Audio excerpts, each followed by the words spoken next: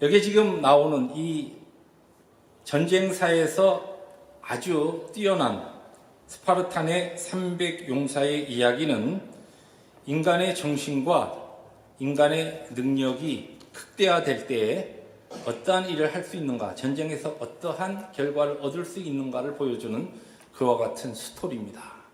그런데 바로 이 페르시안과의 이 스파르탄의 300명의 용사들과의 이 전쟁이 일어나기 약 700년 전에 이스라엘에서 우리가 잘 아는 300용사의 이야기가 나옵니다.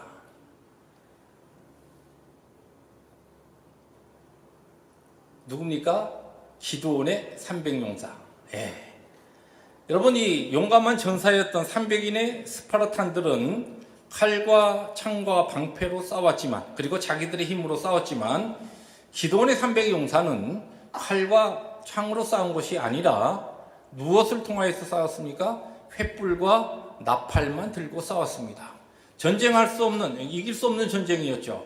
25만의 300인의 스파르탄들은 결국은 자신의 힘을 가지고 싸우다가 25만의 페르시아 군대와 함께, 물론 전쟁이 이들이 패하긴 했지만 나중에 이들의 그 항전을 통하여서 마지막 그리스와의 전쟁은 끝내 그리스가 이기는 그와 같은 결과를 얻게 됩니다. 근데 이 300인의 스파르탄들은 다 죽습니다. 그런데 기드온의 300용사, 700년 전에 일어났던 이스라엘 땅에 일어났던 300명의 용사들의 전쟁, 미디안과 아말렉과 동방의 연합군이었던 이 13만 5천 명의 군대와 싸움이 일어났을 때 이 기드온의 300용사는 한 사람도 죽지 아니하고 하나님의 능력 가운데 전쟁에서 대승리를 거두게 됩니다. 우리가 잘 알고 있는 바로 사사 기드온에 대한 이야기입니다. 부활주일 4월 첫 주일을 보내고 히브리서에 나오는 신앙의 영웅에 등장하는 4명의 사사를 중심으로 지난주는 삼손, 그리고 이번 주는 기드온, 다음 주는 입다, 사사 입다, 그리고 마지막 주는 사사 바락에 대해서 새롭게 연구하면서 그동안 보지 못했던 성경의 한 측면을 살피면서 여러분들과 함께 말씀을 나누려고 그렇게 준비해서 함께 귀한 메시지 나누고 있습니다. 오늘은 기드온의 이야기입니다. 다시 열어보는 기드온의 이야기. 우리가 기드온 하면은 기드온의 300용사, 그리고 미디안의 아주 대군을 하나님의 능력으로 이기었던, 그리하여서 이스라엘에게 평화와 또한 태평성대를 40년 동안 가져왔던 사사로 우리에게 이해되고 있습니다. 그런데 삼손의 이야기도 그렇듯이 이 기드온의 이 이야기를 잘 성경을 쭉 열어놓고 보면은 성경이 이야기하고 있는 기드온의 놀라운 그의 그 승리와 하나님의 말씀에 대한 순종과 믿음의 근거에서 싸웠던 그 모든 그 모습들의 뒷면에는 기드온의 우리가 결코 가볍게 보고 넘어갈 수 없는 몇 가지 문제점을 발견하게 됩니다. 왜 성경은 기드온의 그와 같은 약한 부분들, 또 실패했던 부분들을 우리에게 기록하고 있고, 그것을 통하여 우리에게 하나님께서 가르치시려고 하는 메시지는 무엇인가라고 하는 것을 함께 오늘도 살펴보려고 합니다. 첫 번째, 오늘 본문을 통해서 우리가 만날 수 있는 기드온은 굉장히 의심이 많고 우유부단한 기드온의 모습을 우리들이 만날 수 있습니다. 하나님께서 기드온을 사사로 부르셔서 그에게 오셨을 때에 기드온이 하나님께서 내가 너를 사사로 세워서 이 미디안의 모든 그 많은 군대를 한 사람 치듯이 너에게 그와 같은 능력을 줄 것이고, 기드온 내가 이스라엘 백성을 미디안의 압제에서 벗어나게 해줄 것이다, 그와 같은 일을 하실 것이다 하나님께서 말씀하셨을 때에 기드온이 뭐라고 이야기합니까? 오늘 우리가 읽은 본문 앞부분에 보면 6장에 보면 기드온이 그 하나님의 말씀을 듣고서 정말 저에게 말씀하시는 하나님이 여호와 하나님이라고 한다면 저에게 좀 증거를 보여주십시오. 그래서 염소와 그리고 거기에 이제 그 무교병을 놓고서 바위에 놓고서 거기에 국을 붓습니다. 그런 다음에 바위에서 불이 나와서 무교병과 염소고기가 완전히 태우는 하나님의 놀라운 기적의 역사를 보여주시면서 이 하나님의 부르신 사명과 그에게 행하실 그 일, 사사 기도원을 통해서 행하실 하나님의 그 약속을 친히 능력 가운데 보여주셨습니다. 자, 그런 다음에 오늘 우리가 읽은 본문이 시작되는 겁니다. 오늘 본문 내용이 무엇입니까? 드디어 미디안과 그리고 아말렉과 동방의 연합군이 한 13만 5천여 되는 많은 군대가 이제 이스라엘 골짜기로 가는 곳으로 와서 이스라엘에 전쟁하기 위해서 자리를 잡았습니다. 그 이야기를 듣고 기드온이 사람들을 보내서 함께 이 전쟁에 싸울 사람들을 모읍니다. 그리고서 하나님께 묻습니다. 분명히 그에게 증거를 주셨는데 다시 기드온이 하나님께 묻죠. 뭐라고 하나님 앞에 이야기합니까? 36절 우리가 읽은 말씀에 보니까 다시 그 부분만 읽어드립니다. 기드온이 하나님께 여쭈되 주께서 이미 말씀하신 같이 내 손으로 이스라엘을 구원하시려거든 이미 나에게 약속하신 그 말씀처럼 정말 저에게 능력을 주셔서 이 이스라엘을 구원하시려고 한다면 그런 뜻입니다. 보소서 내가 양털 한 뭉치를 타작마당에 두리니 만일 이슬이 양털에만 있고 주변 땅은 마르면 주께서 이미 말씀하신 같이 내 손으로 이스라엘을 구원하실 줄을 내가 알겠나이다. 이슬은 우리가 잘 알듯이 아침에 가면은 지면에 촉촉하게 다 내리죠. 근데 하나님께서 하나님의 기적의 그 능력을 보여주셔서 제가 양털 한 뭉치를 이 마당에 갖다 놓겠습니다. 타작 마당에 갖다 놓을 테니까 하나님께서 이슬을 요 양털에만 옴싹 내리게 하고 나머지 부분은 아주 바싹 마르게 해주시면 이건 그냥 일어날 수 있는 일이 아니니까 이거 분명히 하나님께서 나에게 주시는 그 약속을 확신하고 내가 전쟁을 하겠다는 겁니다. 그리고 아침에 일어났더니 어이구 정말 주위는 바싹 말라 있어요. 양털에 물이 꽉 이슬이 젖어 있습니다. 성경에 보니까 그 양털을 꽉 짰더니 그릇에 물이 주르륵 담기는 거예요. 자, 그 정도 됐으면 할렐루야 아멘 하고 나가야 되는데 오늘 말씀해 보면 또 질문합니다. 하나님 한 번 더 제가 하나님께 요청합니다. 이번에는 이슬이 주위에 그 마당에만 확 내리고 양털은 뽀송뽀송하게 그렇게 한번 해줘 보세요. 그러면 정말 하나님께서 나를 통하여 역사하실 것을 내가 믿겠습니다. 아마 그 사이에 이 기드온의 이 상황 속에서 첫 번에 이 양털에 이슬만 확 이 담긴 것을 보고서 뭐 여러 가지 생각을 했을 수도 있습니다. 가만히 있어봐, 내가 이 기도를 잘못한 거 아니야? 이 이슬이 확 내렸다가 이게 내가 일어나기 전에 양털에서 그냥 이 주변에 있었던 그 이슬 물기를 확 빨아들인 게 아닌가? 아니면 내가 일어나기 전에 이 지면에 이 이슬이 함께 내렸지만 지면이 따끈따끈하니까 빨리 마르고 여기에만 그냥 이슬이 남아있는 게 아닌가? 자연스럽게 그냥 일어날 수 있는 것을 내가 괜히 기도 잘못해가지고 하나님의 뜻으로 잘못 아는 게 아닌가? 이렇게 아마 생각이 복잡했던 것 같아요. 꼭 우리의 모습 같지 않습니까? 하나님 앞에 어떤 것을 구하죠. 하나님 이 증거를 주십시오. 하나님께서 이렇게 하시면 제가 하나님의 뜻인지 알고 순종하겠습니다. 그런데 실제적으로 하나님께서 우리의 기도를 들으시고 우리의 그와 같은 상황 속에서 하나님께서 어떤 것을 보여주실 때에 그것을 믿고 아멘하고 나가면 되는데 그 상황 속에서 또 우리의 생각을 굴리는 거예요. 나름대로 또 복잡한 머리를 가지고 그것을 가지고서 또 생각을 합니다. 이게 하나님께서 안 하신 일인지 몰라. 그냥 자연스럽게 일어난 일인데 내가 기도를 잘못해서 이렇게 된 게 아닌가. 그러면 이번에 한번 바꾸어서 기도해 보자. 근데 성경은 이러한 의심 많고 우유부단하고 소심한 기드온의 이 모습을 성경은 적으면서 하나님께서 그와 같은 기드온을 향하여 노하셨다거나 그의 기도를 거절하셨다는 기록이 없습니다.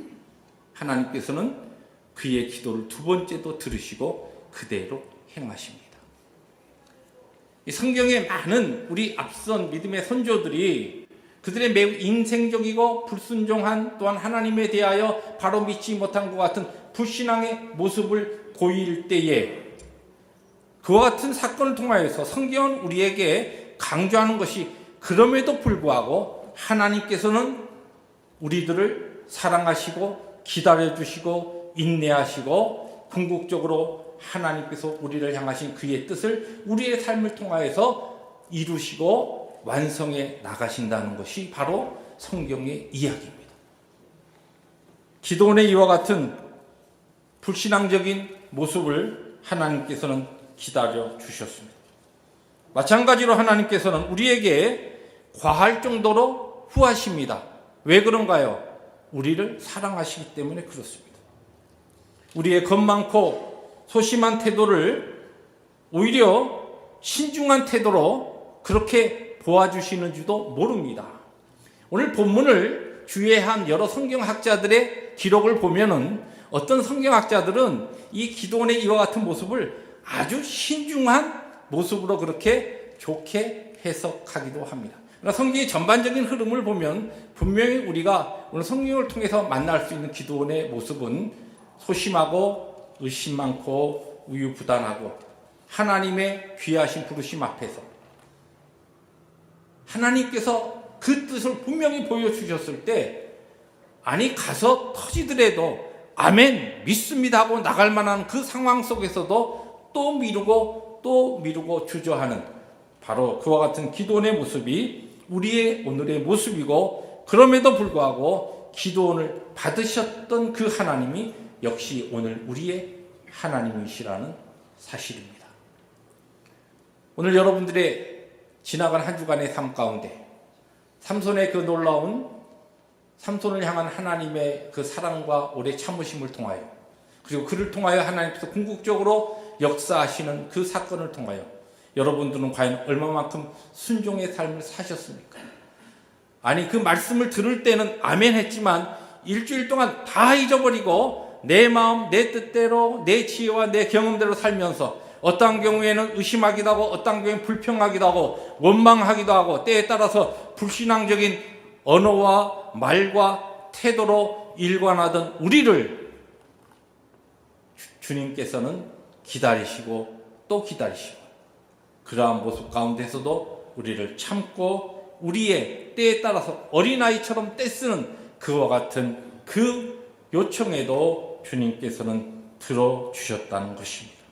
이것이 바로 첫 번째 오늘 기도원의 기록을 통하여 읽을 수 있는 중요한 교훈입니다. 두 번째, 기도원의 사건 가운데 바로 기도원의 300용사의 그 승리 때문에 한쪽에 미루어져서 잘 우리가 주목하지 않는 두 번째 사건이 있습니다. 오늘 본문 말씀 뒤를 넘어가면 7장에는 하나님께서 주신 놀라운 승리의 이야기, 전쟁의 미디안과의 전쟁의 이야기가 나오고, 그 다음에 이제 8장으로 넘어가면서 전쟁을 끝난 다음에 이스라엘 백성들이 기도원에게 나와서 그렇게 요청합니다. 우리의 왕이 되어달라는 겁니다. 그때 8장 22절에 보면 기도원이 그렇게 대답합니다. 내가 너희를 다스리지 아니하겠고 나의 아들들도 너희를 다스리지 아니할 것이요 여호와께서 너희를 다스리시리라. 아주 신앙적인 고백이죠. 야, 이런 큰 하나님께서 세우신 당신 같은 이와 같은 이 능력의 사사를 통하여 우리가 이 미디안의 압제에서 이제 벗어날 수 있었는데, 당신이 우리의 왕이 되어서 이 미디안 앞으로도 있을 수 있는 이 모든 위험으로부터 우리 민족을 지키고 우리의 왕이 되어서 우리를 다스려 주십시오.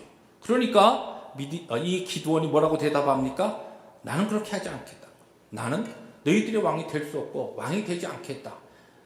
우리 이스라엘을 다스릴 수 있는 분은 여호와 하나님이시다. 하나님께서 다스릴 것이다. 그렇게 위대한 신앙의 고백을 합니다. 그런 다음에 그런 뜻을 가지고 성경을 잘 읽어보시면 그 이스라엘 백성들에게 요청을 합니다. 이번 전쟁에서 너희들이 노획한 것 중에 금 귀걸이들을 좀 다 모아가지고 와라. 하나님께서 우리를 다스리시고 내가 다스리지 아니하고 오직 하나님이 우리의 왕이 되실 터인데, 그러한 면에서 우리가 하나님에 대한 그와 같은 하나님께 묻고 하나님께 기도하고 하나님만 의지한다라고 하는 그와 같은 것으로 제사장들이 입는 에봇에 그 에봇을 금으로 만듭니다. 지금 그 금 킬로그램으로 환산하면 거의 20kg이나 되는 그 금을 녹여서 에봇을 만들어요.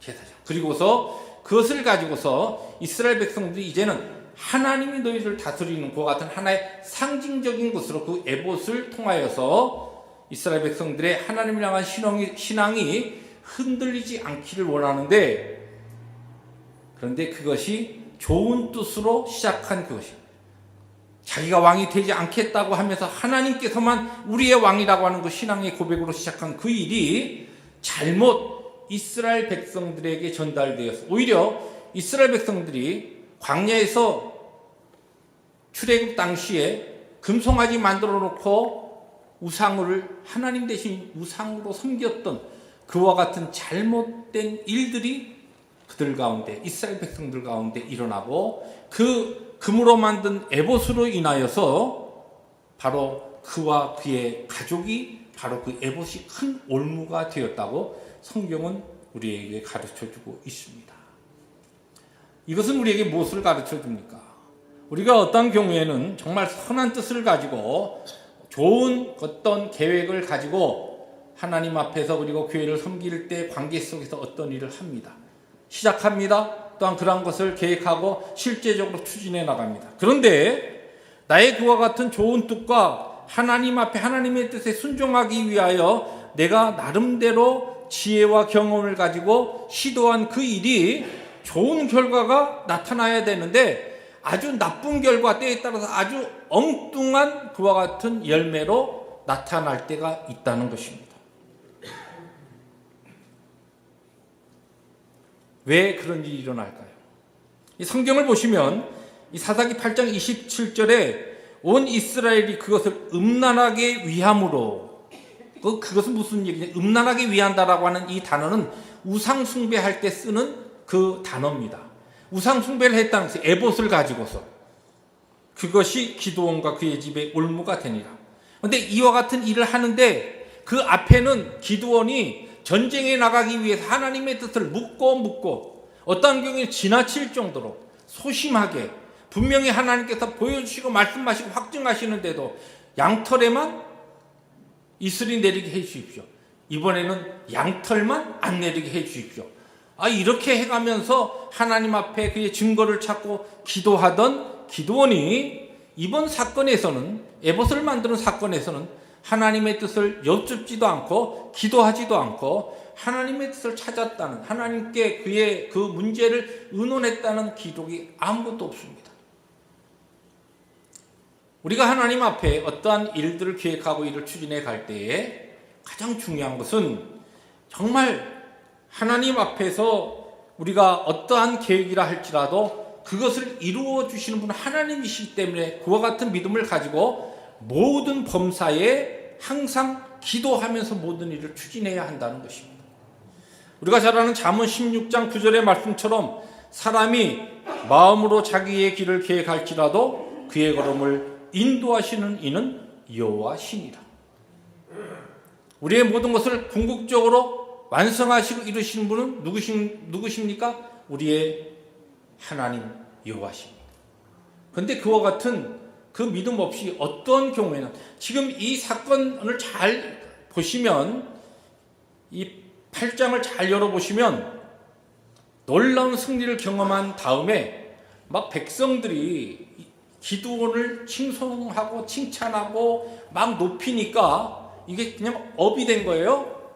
자, 우리가 그렇게 되면은 상황 속에 그 전에 하던 기도, 그 전에 하던 하나님 앞에 진지한 관계를 자칫 놓치기가 쉽습니다. 실제적으로 하나님의 백성들이 삶이 어렵고 환경이 어려우면 더 그러한 어려운 가운데 하나님 앞에 바짝 나갑니다. 하나님 앞에 무릎으로 나갑니다. 기도합니다. 주님, 이 문제를 하나님께서 해결해 주셔야 됩니다. 하나님, 이 상황이 지금 너무나 힘듭니다. 주의 은혜와 주의 거룩하신 능력, 손길이 필요합니다. 그런데 갑자기 어떤 일들이 잘 돼요. 생각하지 못했던 그 같은 일이 확 풀립니다. 상황이 막 전개되면은 기도한다고 하면서 실제적인 하나님과의 그 진지한 기도, 정말 하나님의 뜻을 정말 내가 이것이 하나님의 뜻인가 하는 그 이전의 기도원이 그렇게 하나님의 뜻을 찾고 찾으면서 소심할 정도로 우유부단할 정도로 어떻게 보면은 굉장히 믿음이 없는 사람이 하는 태도처럼 그렇게 찾던 기도의 생활이 없어져 버린다는 것입니다. 여기 우리 신앙의 함정이 있습니다. 오늘 여러분의 삶의 환경이 어떠하신지요?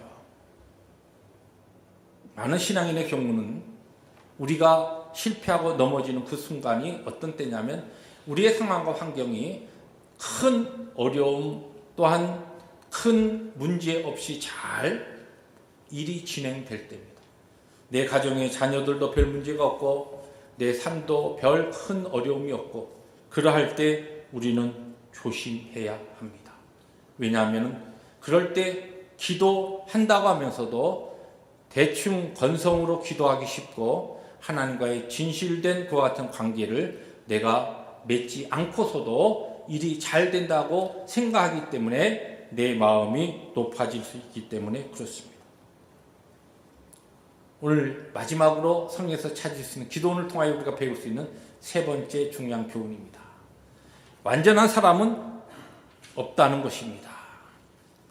이 기도원이 우리에게 제가 오늘 특별히 기도원을 그냥 자꾸만 평가절하하려고 기도원에 기록된 내용 가운데 그의 실패의 내용만 자꾸만 끄집어 내는 듯이 보이지만 실제 또 기도원을 연구한 많은 그 기도원에 대한 신앙인들이 기도원에 대한 믿음에 대해서 아주 좋게 평가합니다. 여러분, 이 기도원 협회라고 하는 한국에도 이 한국 기도원 협회라고 하는 것이 있죠.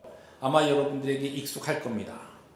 원래 미국에서 시작된 기도원 인터내셔널이라고 하는 이 국제 기도원 협회가 그들이 처음 이것을 창립하고 시작할 때에 기도원의 그 협회 그 사역을 시작하면서 성경을 주로 교도소, 그 다음에 병원, 그리고 호텔 이런 데 무료로 준비해서 배부하여서 하나님의 말씀을 통하여 특별히 어려움과 힘든 가운데 있는 사람들에게 거룩한 복음의 역사가 일어나길 원하여서 시작된 그와 같은 사역의 어떻게 보면은 전도 사역의 기관입니다.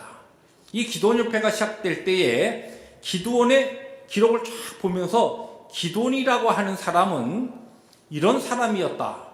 겸손의 사람이었고 믿음의 사람이었고 순종의 사람이었다. 그래서 기도원협회의 이 로고가 세 가지입니다. 겸손, 믿음, 순종. 왜요? 기도원이 그와 같은 인물이었기 때문에. 그렇게 많은 사람들이 기도원을 생각하는데 이 기도원의 마지막 기록을 보면은 참 안타까운 이야기가 나옵니다.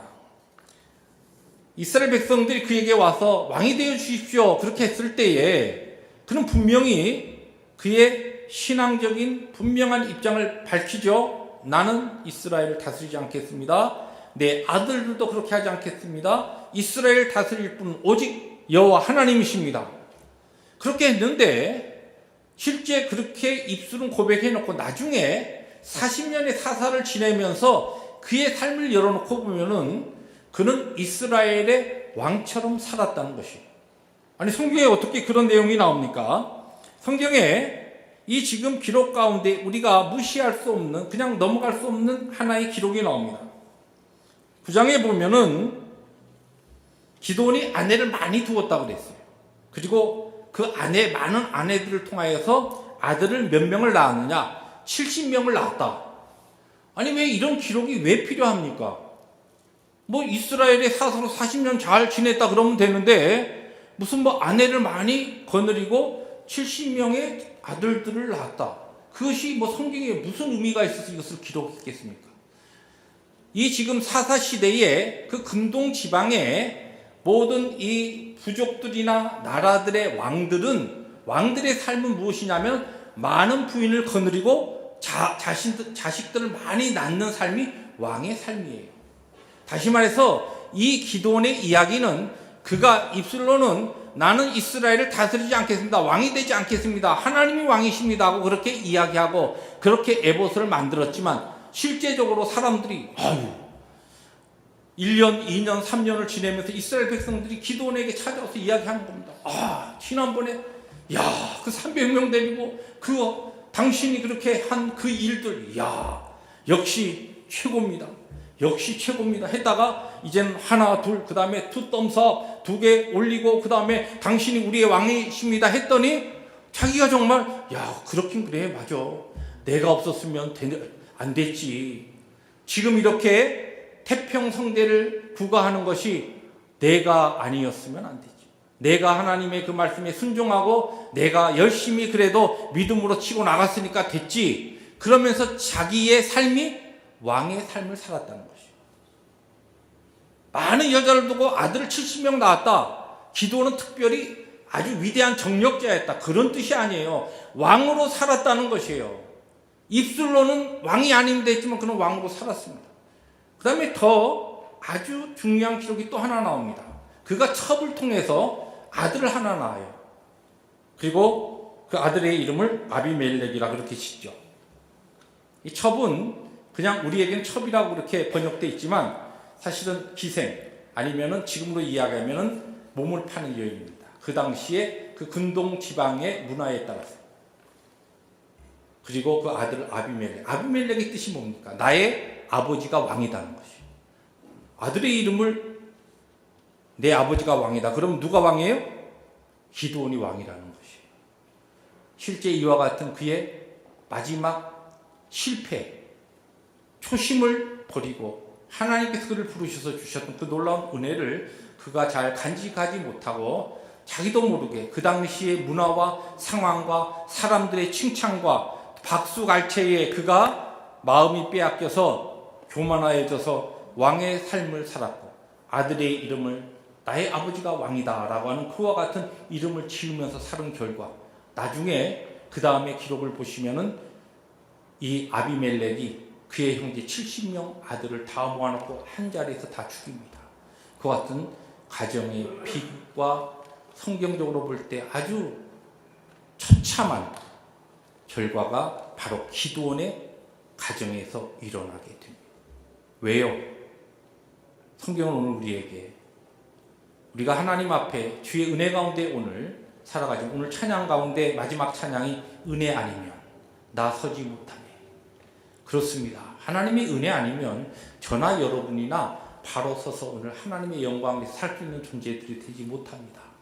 그러므로 하나님께서 오늘 우리에게 주신 시간, 삶을 가지고 하나님 앞에서 열정을 가지고 살아가지만 그래서 우리의 섬김과 우리의 사역과 또한 우리의 일들에 하나님께서 좋은 열매를 주셨을 때에 그와 같은 것으로 하나님 앞에 감사하며 영광 돌리게 되지만 그럼에도 불구하고 나는 이제 이만하면 됐다. 괜찮다.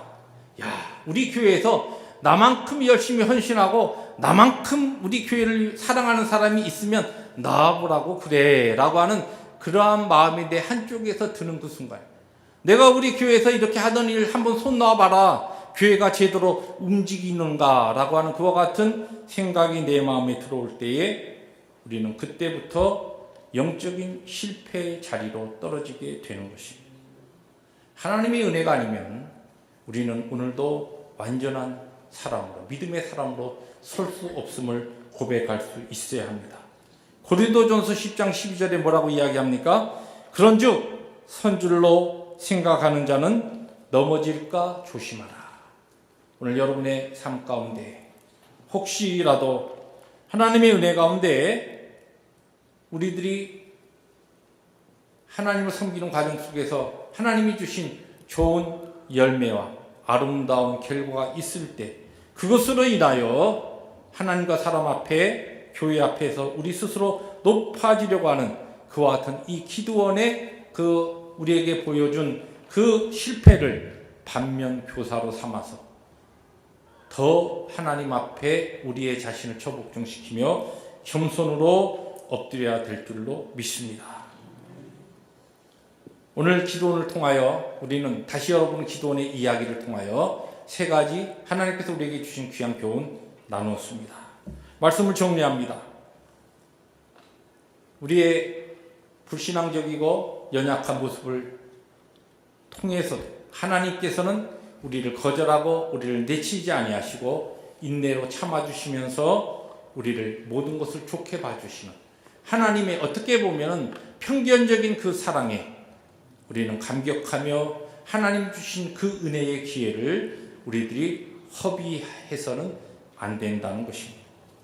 우리가 하나님 앞에서 선한 뜻을 가지고 할지라도 기도가 없으면 그 가운데 하나님을 향한 진정한 믿음이 없으면 그 모든 좋은 뜻이라 할지라도 마지막 결과가 엉뚱한 결과가 나올 수 있음을 알고 범사에 항상 모든 일에 기도로 진지하게 무릎으로 하나님의 뜻을 찾는 성도들이 되어야 될 줄로 믿습니다.